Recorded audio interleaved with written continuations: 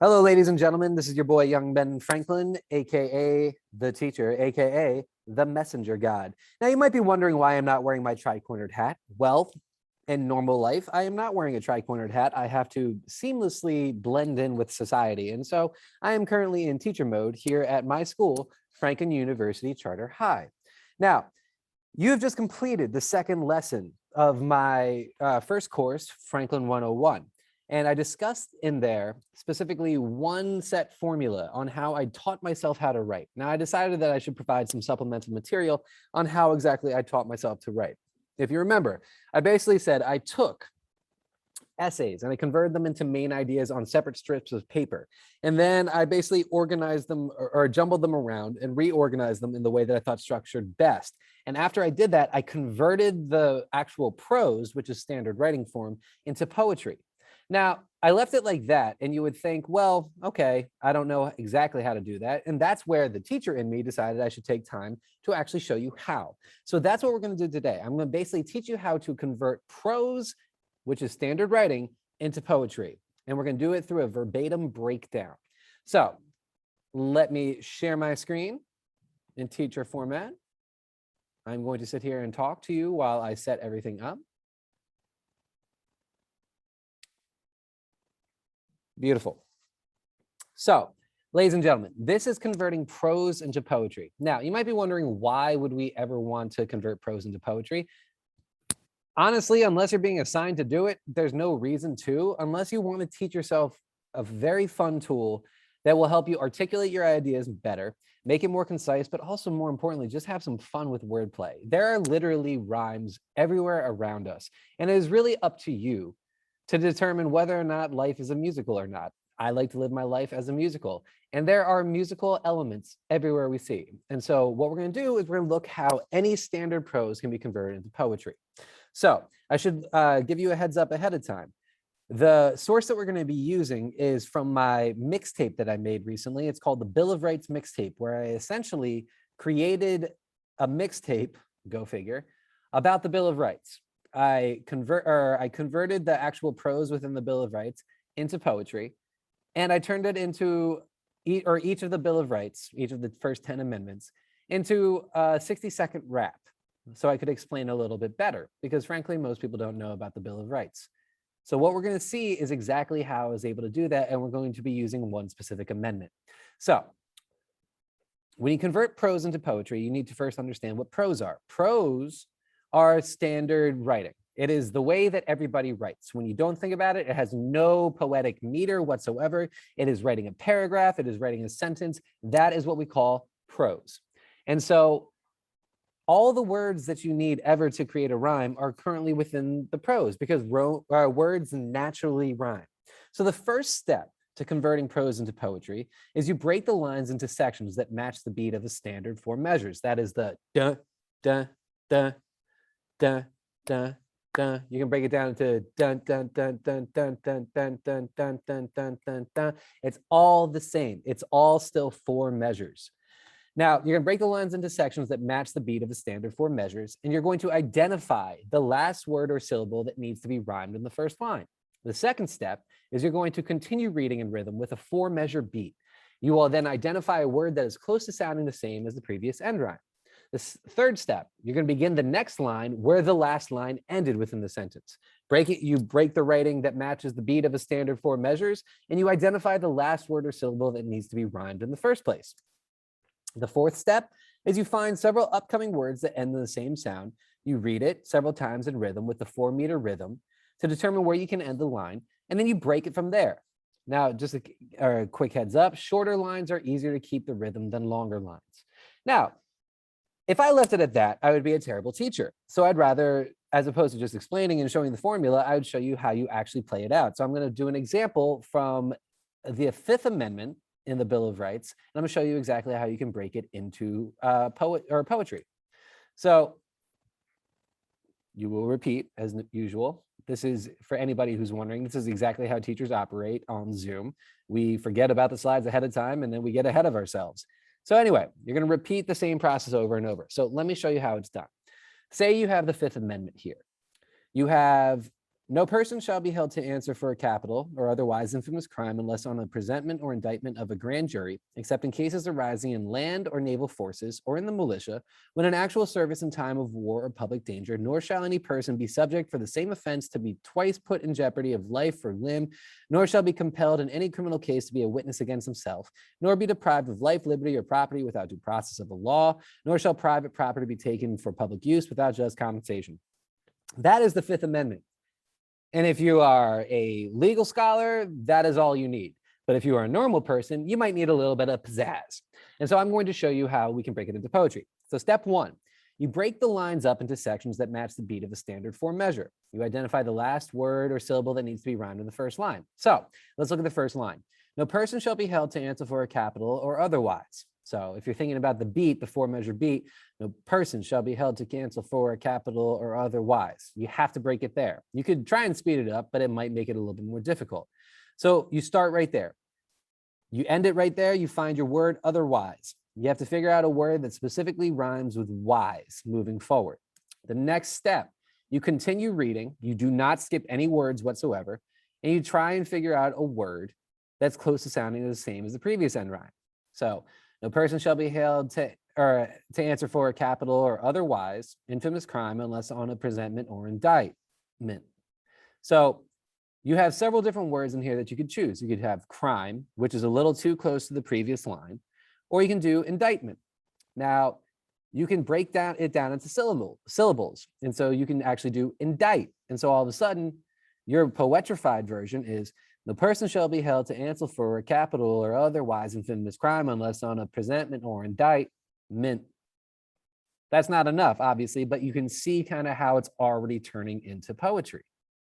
Step three, you begin the next line where the last line ended with the sentence, and you break the writing that matches the beat of the standard form measures, and you identify the last word or syllable that needs to be rhymed in the first line. So these all do not need to rhyme. You can just keep it within couplets. There's no reason why you can't do that. So the first two lines, no person shall be held to answer for a capital or otherwise infamous crime unless on a presentment or indictment. And if you look over here, of a grand jury, accepted cases arising in. That just naturally, if you're keeping that four measures, dun, dun, dun, dun, you end around here. And so I chose to do arising in. Now, you can do it your own way, however you want. There is no correct way to specifically do this. I just chose arising in. And so we're looking for words that rhyme with in. So step four, now that we have that word in, you want to find several upcoming words that end in the same sound. Read it several times in rhythm with the 4-meter rhythm to determine where you can end the line. So if I have this word in that's in the third line, I need to then move forward and see if there's any words that rhyme with in. So I have the land or naval forces or in the militia when in actual service in time of war public danger. So there's all these different words to choose from. And so you have to actually take time to read it in our sections. You could say in the land or naval forces or in, but that's very slow and it doesn't really match the 4 measures. You're about 2 or 3 measures in at that point. You could also go ahead when in actual service in, but I find that when we're trying to make rhymes, the less words actually are easier to rhyme to try and match the beat. It's a lot harder to then speed up and try and push a lot of words into that 4th measure. And so I found in right here. So all of a sudden, our lines look like, no person shall be held to answer for a capital or otherwise infamous crime unless on a presentment or indictment of a grand jury, except in cases arising in the land or naval forces or in the militia when in. Is it perfect? No, it's not going to ever be perfect. But the idea is just to prove that there are rhymes everywhere. And it's a fun little exercise to push yourself for. Now, after you've done step 4, you literally just repeat. And you repeat that process over and over and over. And so all of a sudden, this whole 5th Amendment turns into no person shall be held to answer for a capital or otherwise infamous crime unless on a presentment or indictment of a grand jury, except in cases arising in land or naval forces or in militia, when in actual service in time of war or public danger, nor can any person be subject for the same offense be twice put in jeopardy of life or limb, nor shall be compelled in any criminal case to be witness against himself. So plead the 5th, nor be deprived of life, liberty, property without due process of law, nor shall private property be taken without just compensation for the public use. It's never going to be a banger, but again, there is proof that there are rhymes always within the writing that you do on a normal basis. There is poetry everywhere. Now, you might have a question. What if the words don't rhyme? Well, there are several tricks that you can use. You can use synonyms, you can use ad libs, you can do vowel bending, or you could switch the order. And all this still keeps the same substance of what was initially said within the verbatim writing. So I'm going to take time to go through each and every example. So say synonyms. If words do not rhyme at all, then you can Google search synonyms for and place the word. And then you can review the list of synonyms and identify if any of the words rhyme. And as long as they don't change the meaning, incorporate them. So let's look at this specific line. Actual service in time of war or public danger, nor shall any person be subject for the same offense be twice put in. Now, the way that the beats are actually rolling, shall and in are the natural progression in the meter within the meters. And so these do not rhyme. You can see I color coded them so that they do not rhyme. You have actual service in time of war, public danger, nor shall any person be subject for the same offense to be twice put in. They don't rhyme. But if you actually take a second and if you Google search synonyms for shall, what you do see is can. And that does not change the meaning of the writing. So all of a sudden you have actual service in time of war or public danger, nor can any person be subject for the same offense to be twice put in. And so all of a sudden it rhymes a little bit better. It's what we call a near rhyme. It's not a perfect rhyme. Now, and that leads to the next trick that can help you as you are creating rhymes. Vowel bending. If words around it are similar sounding, you can bend the vowel by changing up how you deliver the vowel sound to make it fit. Often a different accent or emphasis delivers the rhyme while adding an entertaining twist. The most famous example of vowel bending, Eminem, great rapper, he was asked in a CNN article, I think it was CNN, I don't know, I'm just guessing here. I didn't do the research on that. He was interviewed and he was asked about rhyming. And he said this very important line. He's just like, there is no word that can't be rhymed. There's a common word out there, orange, or orange rather, that's how it's pronounced, that is supposed to be a word that you can't rhyme. But if you vowel bend it, if you bend the R into or, all of a sudden you have orange, forange, door hinge, porridge, and you have a bunch of rhymes that can work because you bended the vowel. And so in this case, an example that we have, can and in technically do not rhyme. However, if you change the actual service in time of war or public danger, nor can any person be subject for the same offense be twice put in, and as opposed to saying in, you say in, all of a sudden you bend the vowel and it makes it easier. Now, vowel bending might sound awkward, but it actually is a lot of fun and it can provide an entertaining twist. As I said, you can throw an accent in there and all of a sudden it makes it a little bit easier. For case in point, ad libs is the next step, or is the next trick that you can use. So an ad lib, if words do not rhyme at all to the previous line, you can throw an ad lib in, which is a sound or word used for emphasis of the idea being talked about. And you can make the ad lib rhyme with the previous line. Ad libs in rap songs are like, cheer, boy, holla. But sometimes you have to get a little bit creative with it. It adds entertainment to it, but it also, you can still make it very relevant to what you're trying to get across. So looking at the Fifth Amendment here, we say, jeopardy of life or limb, nor shall be compelled in any criminal case to be witness against himself, nor be deprived of life, liberty, or property without due process of the law, nor shall. There's nothing that rhymes immediately with case. And so what I chose to do is I chose to stop to be a witness against himself. And I saw a comma there, so I figured there's a break. So can I throw an ad lib in there? An ad lib that is still relevant to everything that's being talked about. In this case, I said, plead the fifth. Again, plead the fifth, and fifth in case do not actually rhyme. But all of a sudden, if you bend it a little bit, you have jeopardy of life or limb, nor shall be compelled in any criminal case to be a witness against himself. So plead the faith. If you bend it, the faith. All of a sudden, is it how I normally speak? No. Is it entertaining? Well, I think so. And that's all that matters. So you can bend your vowels. You can throw ad libs in. Now, one other trick that can help you if the rhymes are not working, you can switch the order. So if the words do not rhyme, you can see if there is a way to quickly reorder the words that does not change the meaning and is coherent. If you remember previously, I talked about looking ahead to see if any words that rhyme are there. Sometimes you're going to have words. So let me backtrack a little. Sometimes in this case, you have 3 different words that rhyme with in. So remember, except in cases arising in, or in, when in, actual service in. And sometimes you get to choose from all those. You have that luxury. Sometimes you don't. Say that in was not here or here. You would then be focused here. And it just doesn't work. You can't speed up or the process. I mean, you can, but it's beyond my capabilities. And so when that happens, you can reorder the words. So let me go back to the order switch. Let's take a look at this. The final line in the Fifth Amendment.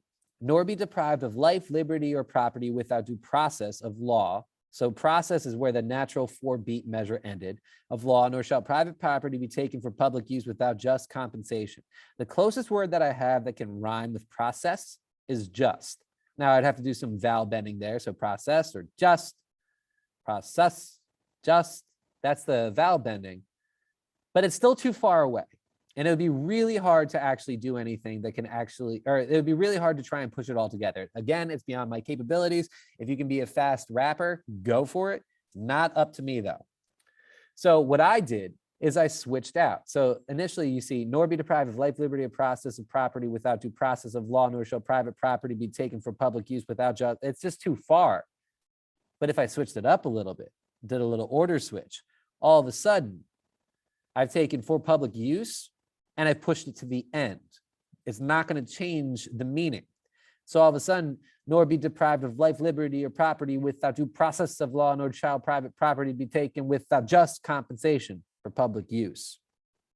Now, you can ad lib at the end, so free the abuse, or whatever the hell fucking works. I don't know. But the idea here is that there is a way that you can switch the order for the words to rhyme and the meaning is still there. And so that's how you can do it. Now, you might be wondering, what is the purpose of this? The purpose is just for fun. This is something that I did in my life to improve my writing. It helped me a lot in terms of being able to make ideas more concise, being able to decipher words that rhyme. And it was just a fun little word game. I'm not saying that you can sit there or it's going to ever make you money. Maybe it will. Maybe this will make me money. I don't know. But the idea is just recognizing and appreciating the value of words and how many words actually rhyme in the world. And I challenge you, now that you've taken a look at this, look at your everyday life and see the words that you have to read in emails, in reports, and if you're in college, textbooks, or in grad school, textbooks, and take a look and just see what's there. This is the spice of life. And this is the stuff that will make you appreciate everything within the English language much more. So again, this will never help make you money, but this is something that can definitely help you appreciate the power and value of words and also the art form altogether. I hope that you've enjoyed this and that you've taken something away from it. Have a great rest of your day.